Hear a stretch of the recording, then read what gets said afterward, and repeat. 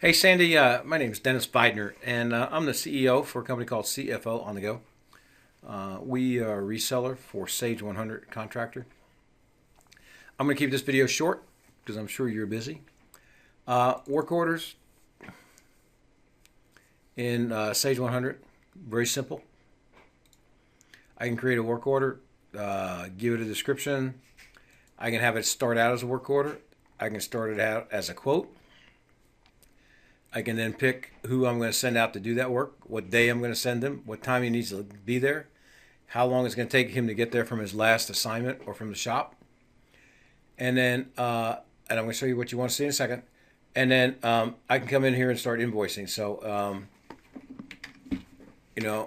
that's my service tech part number, and he was there for 2.5 hours. He used some pipe. He used 50 feet of this. I'm going to put one more part in, and you'll get the idea. And he had one of these, two of these. I'm now ready to just calculate that. I can now create the invoice, automatically email this to the client, or print it out and put it in the mail. It's your choice. But the highlight of this is, and I'll have to go back here. Hang on a second.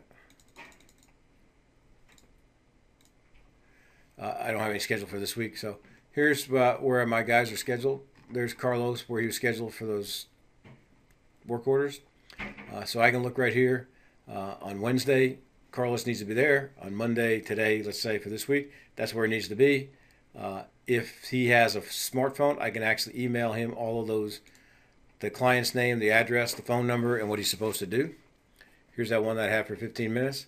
You know what? Carlos doesn't show up. We're just going to drag that over and give it to somebody else. Now that's signed to Frank. You know what? Frank doesn't have time to do it. I'll sign it over here. Anyway, you can drag and drop these at will. The nice part here is there's colors. I don't know if I can get. Hang on a second. 1 second here. Settings, preferences.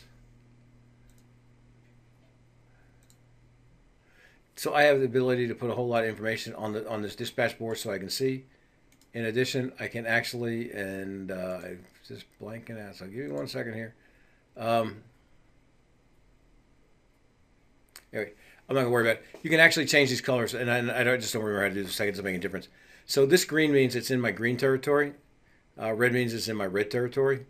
And so take the geographical region you service, and I can look right here, and you can tell. Whoops. I can just drag this one down here. So move down. Let me pull this down so he's not overbooked, and then I'll take this one down here. So you can see right here, real quick, visual. He's in a green territory, in a red territory, and a green territory. That makes sense? Now I'm probably gonna call the client back and try and switch these two, and I can do that. I'll switch this one to here and this one to here. Now he's got a little bit less travel time, a little less time in the car, and less gas being burned. These are undefined. I have people use these as for reasons. This could be parts, awaiting parts.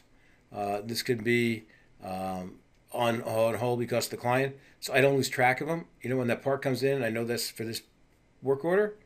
I now can assign that, and now I'm going to take that out of there. And then I have another one for them, and I'm going to take that out there, and I'm going to assign it to this guy. And so as you can see, territories are changing, colors are changing.